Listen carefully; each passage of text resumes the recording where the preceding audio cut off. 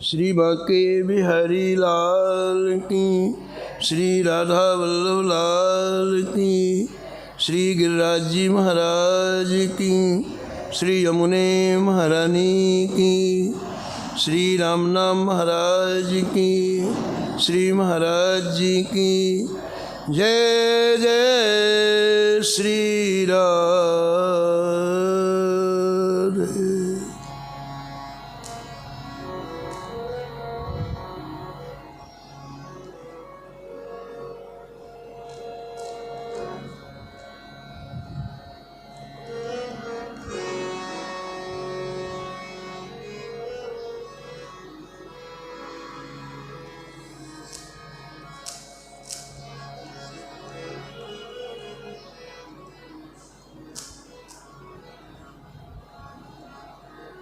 जंगली देश के लोग सब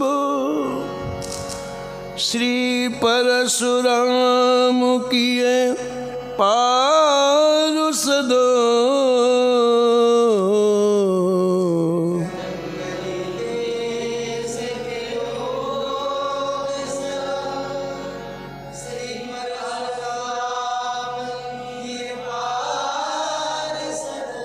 श्री परशुराम किए पार्षद।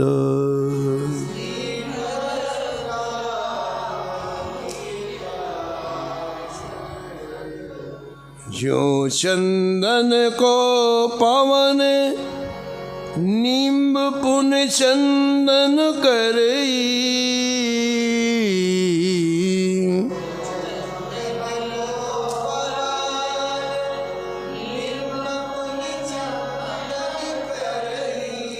बहुत काल तम निबिड़ उदय दीपक जोहरई।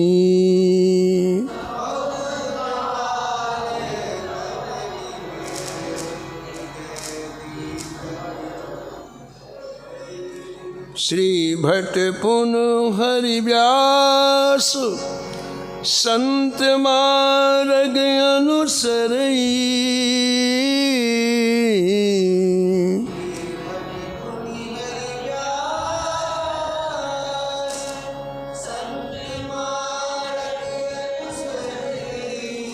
कथा कीर्तन नेम रसन हरि गुण उच्चरई।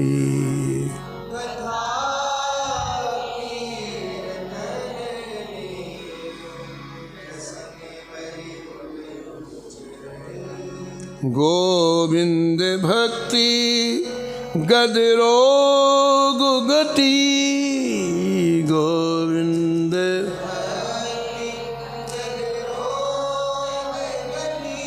तिलक दाम सदवैद हदो,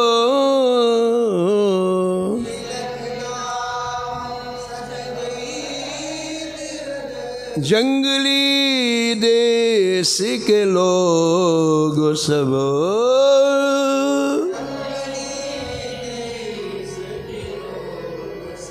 श्री परशुराम किए पार्षद।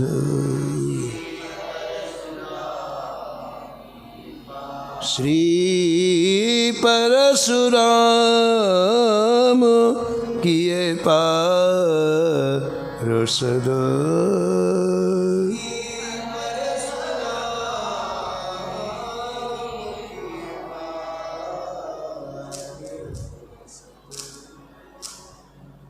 प्रातः स्मरणीय परम वंदनीय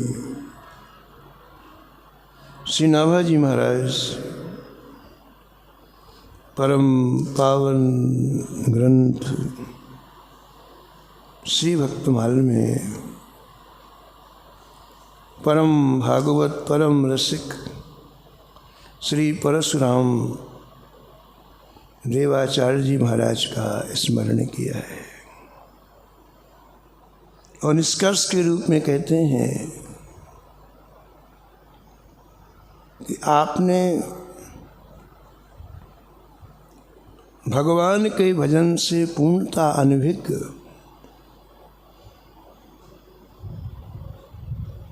जिनका रहन सहन बिल्कुल अत्यंत ही निकृष्ट कोटि का, गिरे हुए पतित, उसी को जंगली लोग कहा। जंगली लोग का तात्पर्य है जिनमें किसी तरह की कोई सभ्यता न हो, जिन्हें अपने जीवन के बारे में कोई किसी तरह के कल्याण की चिंता न हो, बस खा लिया, सो लिया, इंद्रियों के भोग भोग लिया, बस इसके बाहर कुछ भी नहीं।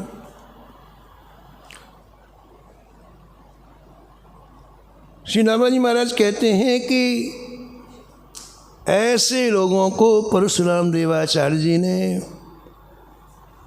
पार्षद बना दिया। पार्षद किन्हें कहते हैं हम? जो वैकुंठ में श्री ठाकुर जी की सेवा में रहते हैं, उन्हें पार्षद कहा जाता है। भगवान के दिव्य धाम में जाने के बाद फिर व्यक्ति मृत्यु लोक में नहीं आता है। 84 लाख योनियों का ये भटकाव बंद हो जाता है। श्री ठाकुर जी की दिव्य सेवा उसे प्राप्त हो जाती है, इसे उसे पार्षद कहते हैं।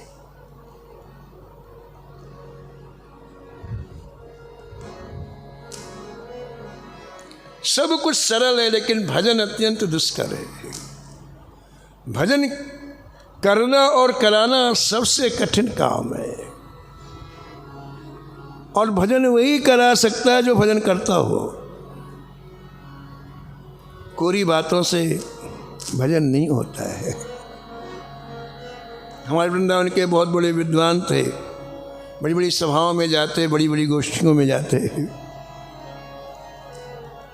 उनकी 70 वर्ष की आयु हो गई। एक दिन आश्रम आयो, बोले महाराज कभी कभी घबराहट होती है। किस बात की? बोले भजन नहीं होता है।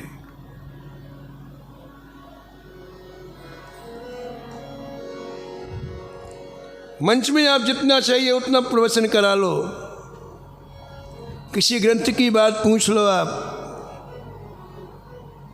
सब मुझे जवानी याद है, लेकिन भजन नहीं होता है।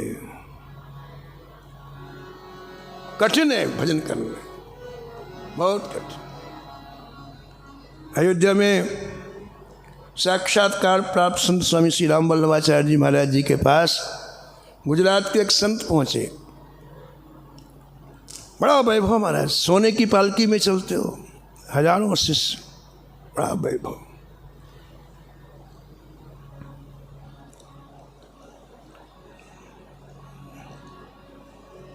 श्री महाराज जी के चरणों में साष्टांग प्रणाम किया कि हमारे एकांत में मिलना चाहता हूँ।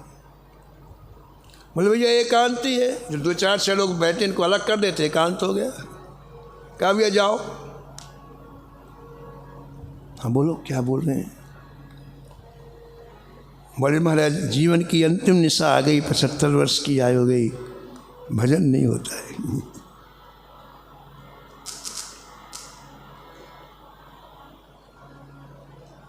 सबसे कठिन काम है भजन। भजन करवाना और करना सबसे कठिन काम। इसलिए संतों ने, शास्त्रों ने एक मत से कहा कि जिसके द्वारा भजन हो उसे प्राण प्रिय मानो। न परिवार को प्राण प्रिय मानो, न धन संपत्ति प्रतिष्ठा को प्राण प्रिय मानो, जिसके द्वारा भजन हो उसे मानो। तुलसी सो सब भांति परम हित, तुलसी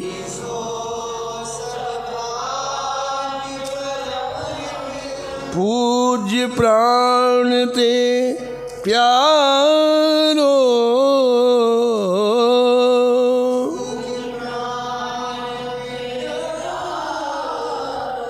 जासो हो रे स्नेह राम पद।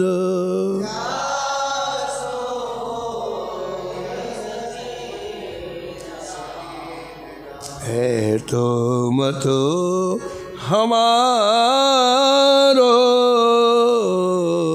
है तो मतो।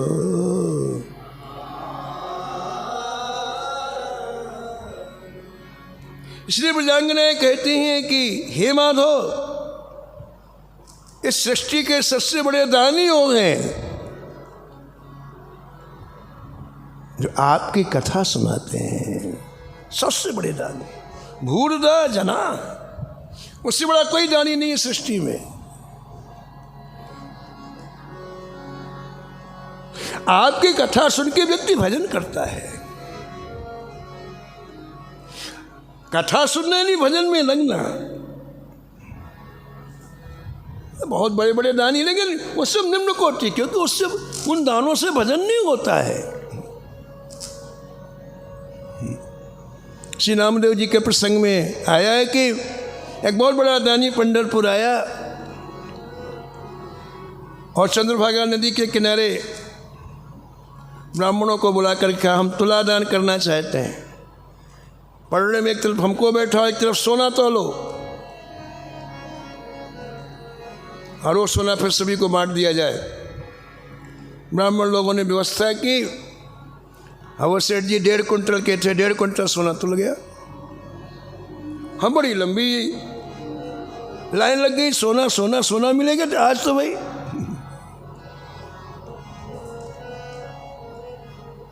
और सेठ जी देने लगे, किसी को 20 ग्राम, किसी को 30 ग्राम देने लग गए।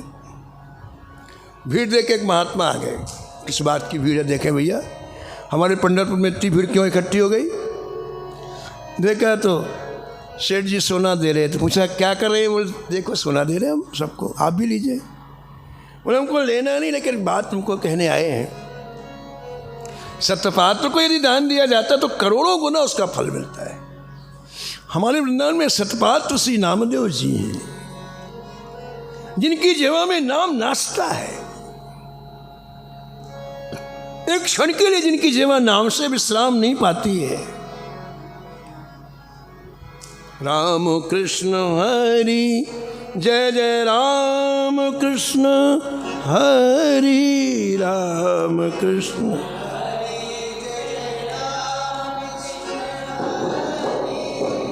राम कृष्ण हरि जय जय राम कृष्ण हरि।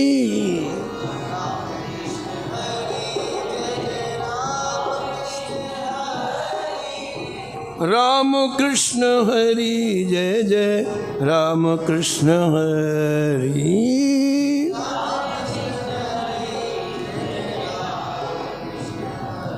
हाँ राम कृष्ण हरि जय जय राम कृष्ण हरि।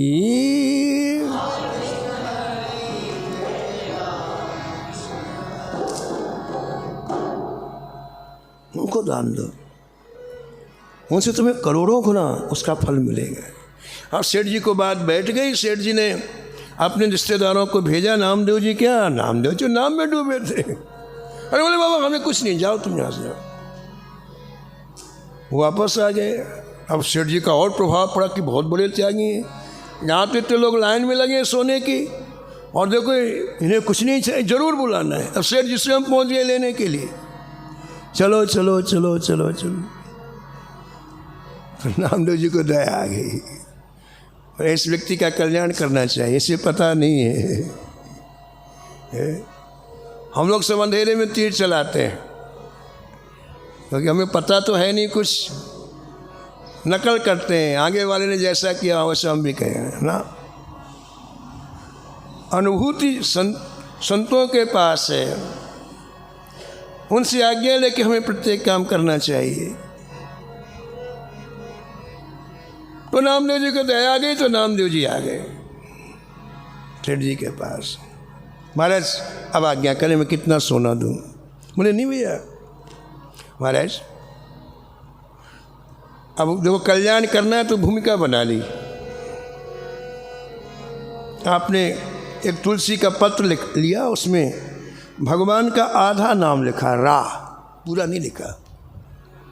भैया ये तौल के इतना दे दो हमको। अब तुलसी का पत्ता कितना भारी, इतना तौल के दे दो हमें।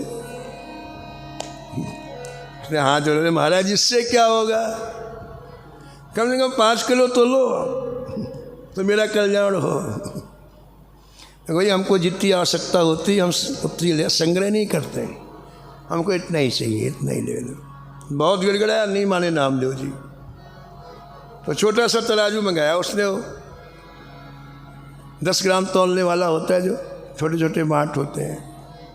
एक तरफ तुलसी का पत्ता रखा, सोना रखा, छोटे तराजू को पूरा भर दिया, तुलसी का पत्ता नहीं उठा। फिर बड़ा तराजू मंगाया 20 किलो 50 किलो वाला, उसमें तुलसी का पत्ता नहीं उठा है। फिर मंडी वाला तराजू मंगाया जिसमें आलू के बोरे तौले जाते हैं, एक तरफ रखा तुलसी जी का पत्ता, फिर नहीं उठा। वो सोना तो पूरा चढ़ ही गया, रिश्तेदारों से मांग करके सोना चढ़वाया। बहुत से रिश्तेदार आए थे उसके, तुलसी का पत्ता नहीं उठा। नामदेव जी ने कहा, देखो भैया तुमने बड़े बड़े परोपकार किए, तो जितने परोपकार किए हैं संकल्प करके इसमें जल डाल दो, शायद उससे उठ जाए। हाँ महाराज, मैंने बद्रीनाथ में धर्मशाला बनवाई, श्री द्वारकापुरी में अन्य क्षेत्र चलाया, जगन्नाथपुरी में मैंने ये किया वो किया, सब ब्राह्मणों से संकल्प पढ़वाया, जल छोड़ा, फिर भी पत्ता नहीं उठा तुलसी का, जमीन में लगा रहा है। पसीने पसीने हो गए, चरण पकड़ लिए नामदेव जी के, मारे इतना ही ले लीजिए, अब मेरे पास नहीं। नामदेव जी तुलसी का पत्ता उठाया, मुख में डाला, बोले हमें चाहिए कुछ नहीं, हम तो ये बताने आए थे इस दान से कल्याण नहीं होगा, नाम से कल्याण होगा। ये दान तो तुम्हारा अहंकार बढ़ाया, हम इतने बड़े दानी, हम इतने बड़े दानी, इतने। और अहंकार का तात्पर्य नीचे गिरना, जिसे भी अहंकार हुआ उसका पतन हुआ है। इस दान से कल्याण नहीं होना है। नामक आश्रय लो, वो तुम्हारा कल्याण करेगा। तो बड़े बड़े दानी को श्रेष्ठ नहीं कहा गया, लेकिन कथा दान करने वाले को ब्रजांगनाएं कहती हैं ये सबसे श्रेष्ठ दानी। क्यों? कथा सुनने के बाद अंतःकरण की वृत्तियों में भजन की भूख जागृत होती।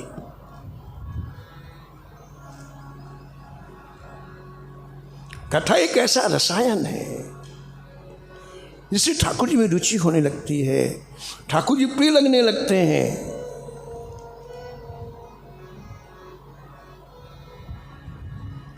तो सृष्टि में वो सबसे महान है जो भजन करते हैं और करवाते हैं। ये सबसे दुष्कर कार्य है, सबसे कठिन काम। इसलिए नाभा जी ने कहा, किसी परशुराम देवाचार्य जी महाराज ने संसार में आसक्त, जंगली मतलब संसार में आसक्त प्राणी, इतने ज़्यादा आसक्त, उनसे कह दो राम राम करो तो 1000 गाली देंगे वो, 1000।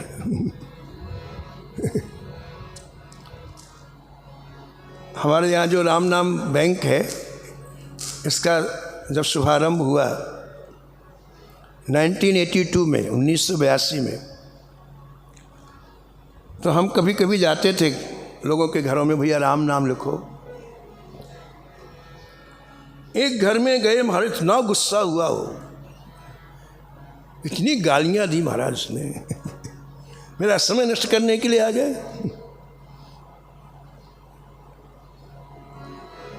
अरे कागज बर्बाद करवाते हो, यही काम बच्चों को पढ़ने लिखने में आएगा कागज। क्या क्या लिखा हमारे उसमें। इतना आसक्त है प्राणी महाराज संसार में, सुनना नहीं चाहता ठाकुर जी की बात, कहता समय खराब होगा। ऐसे लोगों को इन्हीं को जंगली लोग कहते हैं, जंगली लोग। ऐसे लोगों को भजन में लगा देना कितना बड़ा काम है बताओ। ये संत ही कर सकते हैं। क्यों? क्योंकि सामने वाले की पहले सहो, उसके पास है वही तो देगा आपको। उसके पास जाओगे तो जो इकट्ठा किया वही देगा। कालिया के पास विष था तो पहले विष दिया श्याम सुंदर को, बाद में जो बात होती रहेगी। ऐसे संसारी व्यक्ति के पास विष ही विष भरा है महाराज। आप भले उसकी हित की बात करो, वो डसने को दौड़ेगा, खाने को दौड़। यदि आपने उसे सहन कर लिया तब तो आपकी बात मानी, तो आप भाग जाओ। तो यानी संतों ने सहन करके उनसे भजन कराया है। श्री माधवदास जी जगन्नाथपुरी में रहते थे तो भिक्षा मांगने के लिए घर में आवाज़ लगाई, जय जगदीश। अब वो किसी बुढ़िया का घर था, वृद्धा थी, 60 वर्ष की थी, लेकिन महाकंजूस थी महाराज, महाकंजूस। तो जैसे जय जगदीश सुना उसने मांगने आया है, तो महाराज दरवाजे में निकल कर के इतनी गालियाँ दी श्री माधवदास जी को। बड़े प्रेम से माधवदास जी ने सुना, फिर चले, फिर आए दूसरे ऋषि के यहाँ।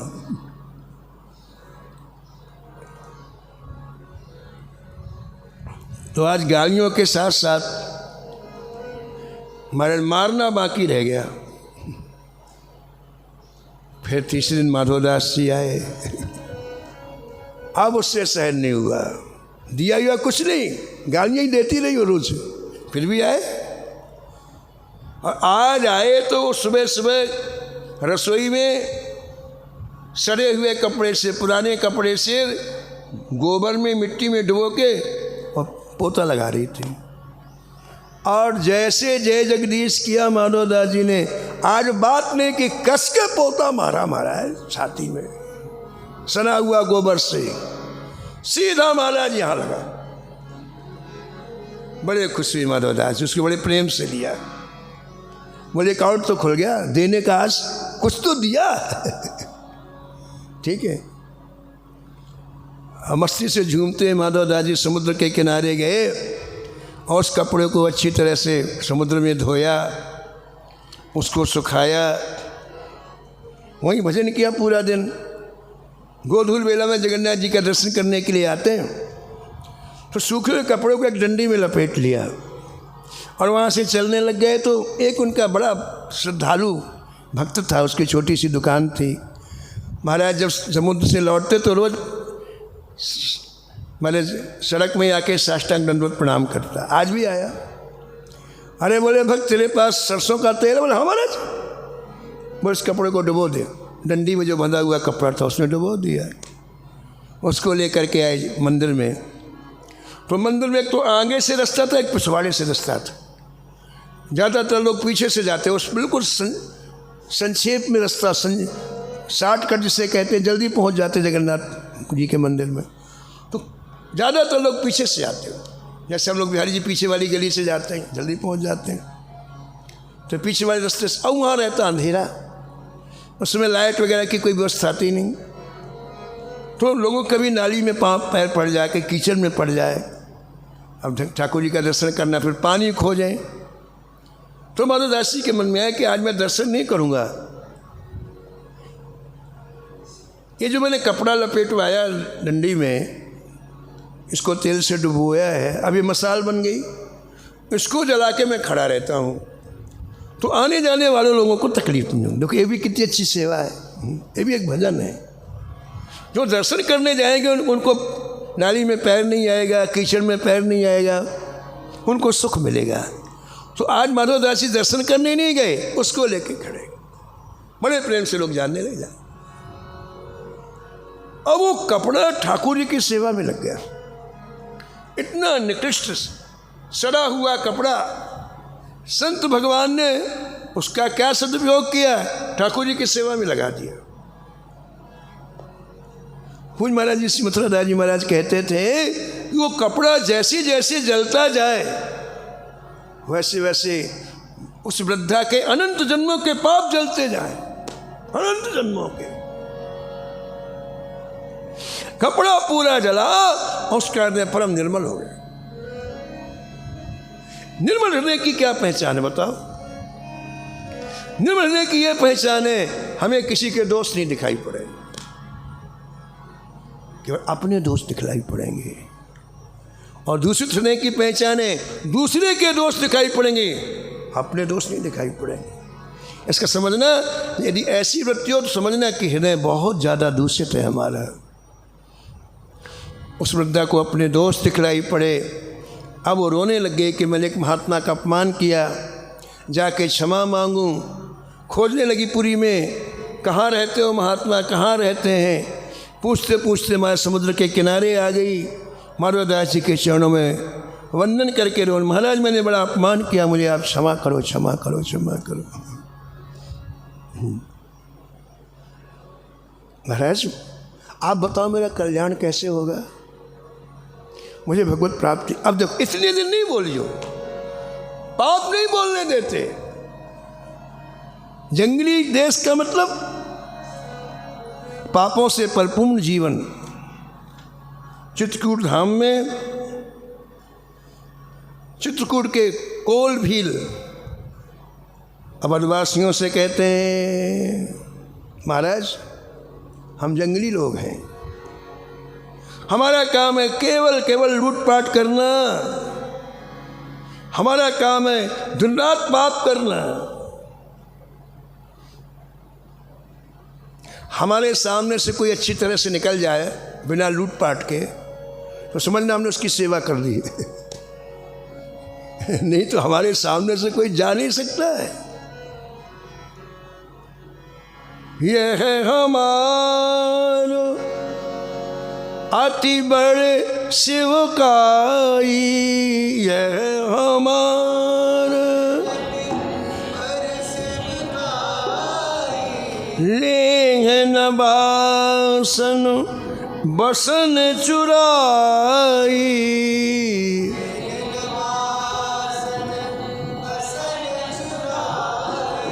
बसन चुराई, वसन चुराई।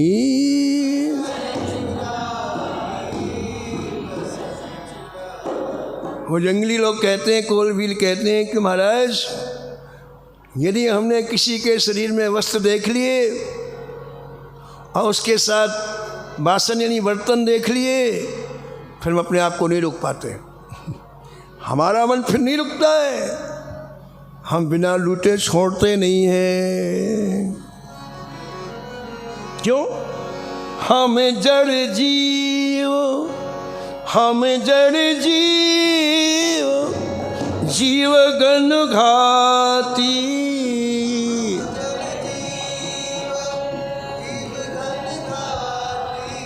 कुटिल कुचाली कुमत कुजाती,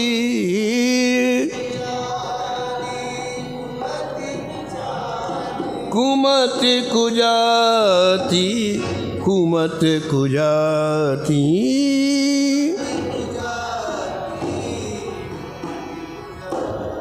वो कोलभील कहते कि हम जड़ हैं। विवेक हुए तो व्यक्ति सोचे काम करना चाहिए, काम नहीं करना चाहिए। हम जड़ हैं इसलिए हम केवल एक ही काम करते हैं, हत्या हत्या हत्या। जीवगण घाती, हमारी चाल अच्छी नहीं है, कुचाली हैं हम, हमारी मति अच्छी नहीं है, हम कुमती हैं, हमारी जाति अच्छी नहीं, हम कुजाती हैं। करते क्या हो?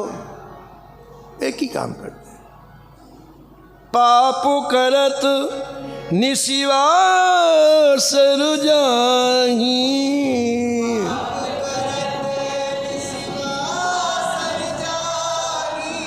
नहीं पट कट नहीं पेट अघाही,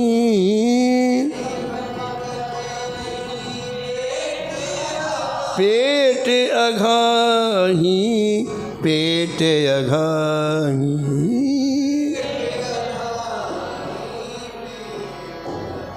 हम 24 घंटे पाप करते हैं तो बहुत धनवान हो गए, लूटपाट करते। बोले महाराज जैसे हैं वैसे हैं, बट कटी के नीचे तक ही कपड़ा हमको मिलता है बस, और ये पेट कभी भरता नहीं है।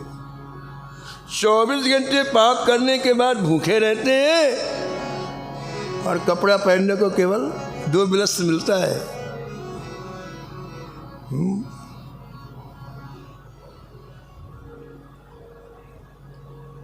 ऐसे लोगों को, ऐसे जंगली लोगों को श्री परशुराम देवाचार्य जी ने हमारे परम भक्त बना दिया। पार्षद का तात्पर्य परम भक्त, पार्षद का तात्पर्य भक्त इस लोक में लोगों का कल्याण करेगा, भजन करेगा, और ये पंचभौतिक शरीर छोड़ने के बाद धाम में जाएगा तो पार्षद बनेगा।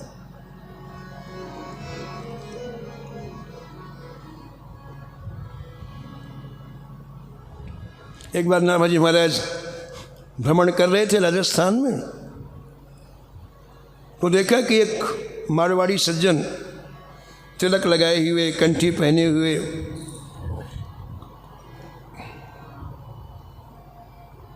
मुख से भगवान नाम लेते हुए सामने से निकले। नाभाजी को देख करके वो सज्जन रुके और नाभाजी के चरणों में साष्टांग प्रणाम किया।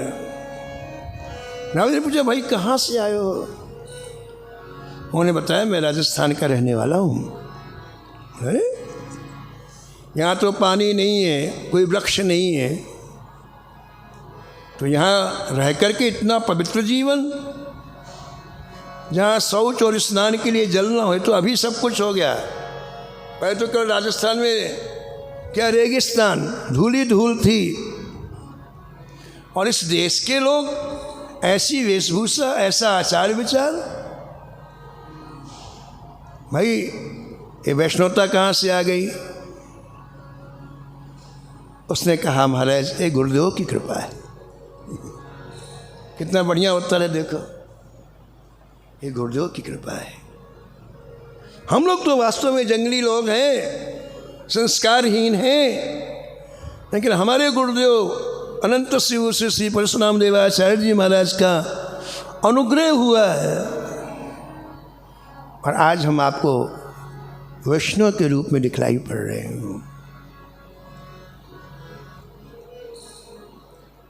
महाराज हम तो वैष्णव के दास हैं।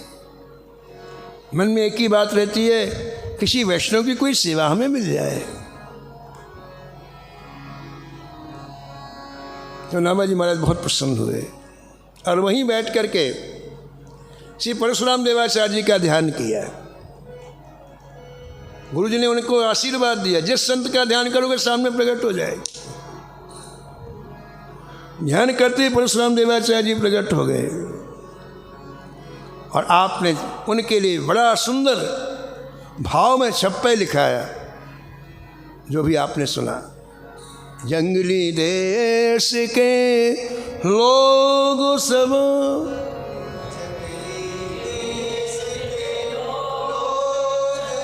परशुराम किए पार्षद,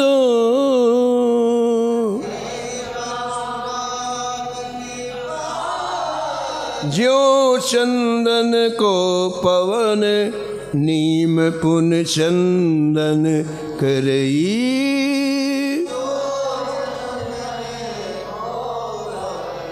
नीम पुन चंदन कर, बहुत काल तम निबिड़ उदय दीपक जो हरई।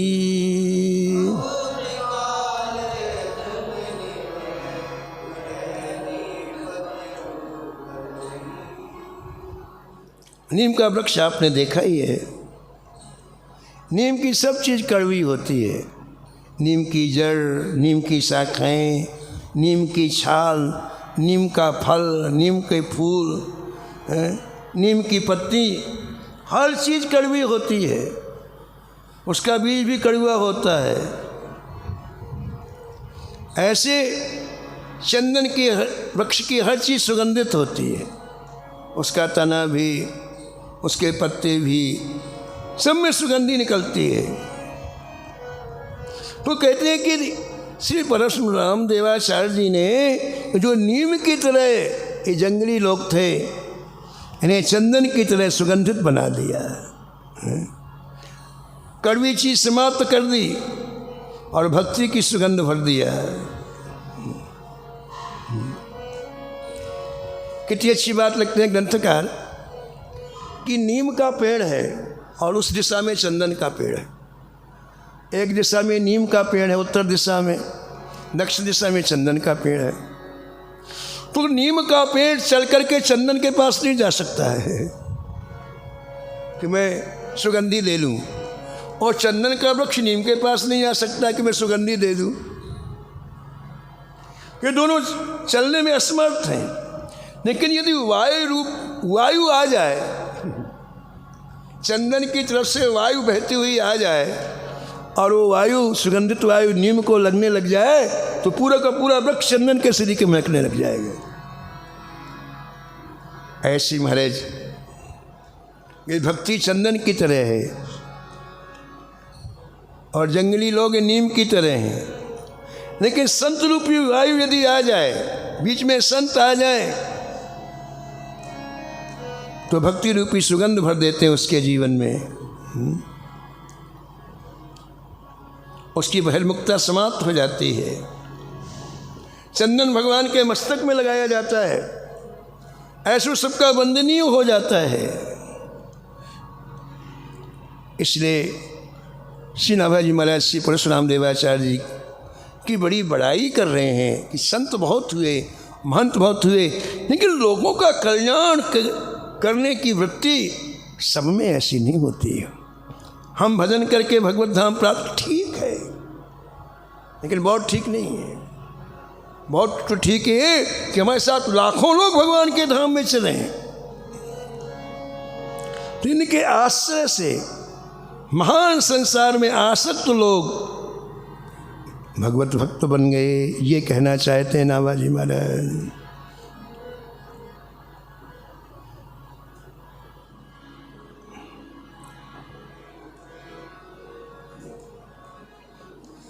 कुछ महाराज जी कहते थे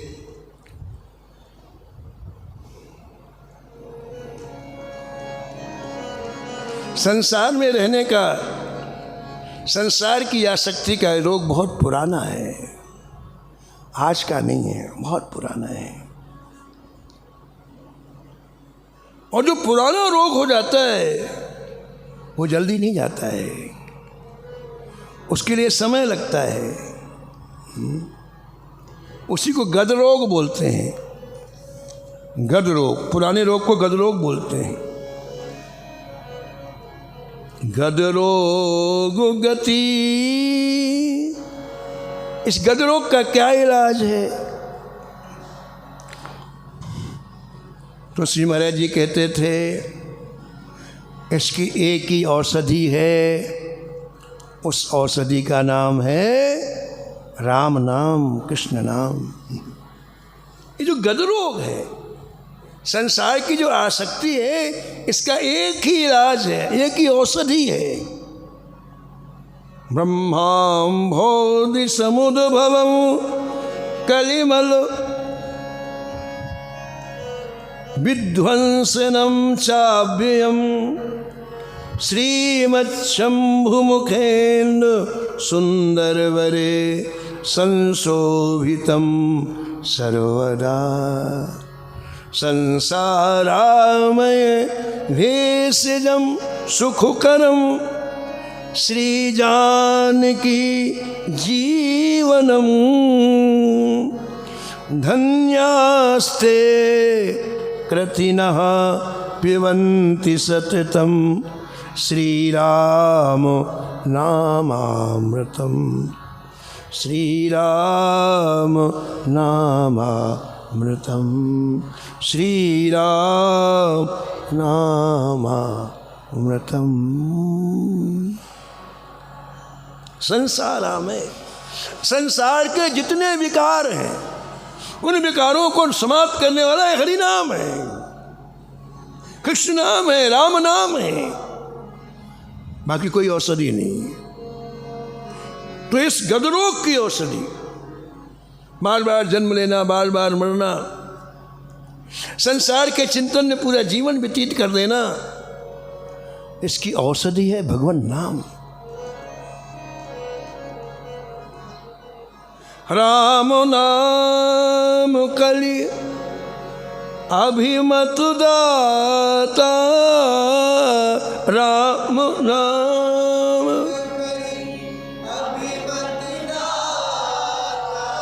हित परलोक, लोक पितु माता, हित परलोक, लोक पितु माता, पितु माता, पितु माता। जंगली देश के लोगों को कैसे इलाज किया श्री परशुराम देवाचार्य जी ने? तो नाभाजी महाराज कहते हैं कि ने भगवान नाम की औषधि दी, राम नाम की, कृष्ण नाम की औषधि दी। औषधि किसी न किसी के साथ खाई जाती है। बहुत सी औषधियाँ दूध के साथ खाई जाती हैं, बहुत सी औषधियाँ पानी के साथ खाई जाती हैं, बहुत सी औषधियाँ फलों के रस के साथ खाई जाती, उसको अनुपान बोलते हैं। तो रोग की औषधि तो नाम हो गया, भगवान नाम हो गया। अनुपान क्या है? बोले तिलक और कंठी, ये अनुपान है। तिलक और कंठी का तो अनुपान, तिलक दाम, दाम माने कंठी, तिलक माने जो तिलक लगाते हैं हम लोग। सदवैद्य हद गोविंद भक्ति, गद रोग गति, गोविंद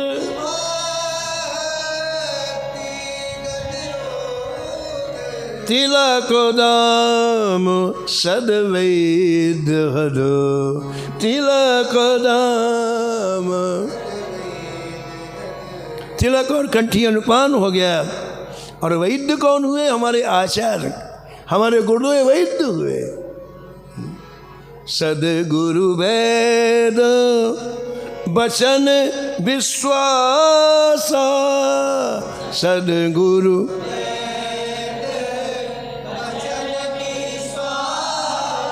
संयम यह न विषय की आशा,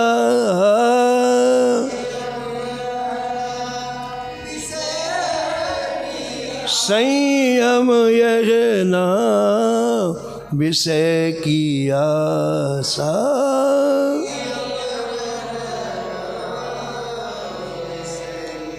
तो परशुराम देवाचार्य रूपी सदगुरुदेव ने लाखों लोगों को ये औषधि दे करके, अनुपान दे करके पार्षद बना दिया। ऐसा मूल छप्पे में नाभाजी महाराज कहते हैं। शेष कथा कल समय की सीमा में वाणी को यहीं विराम।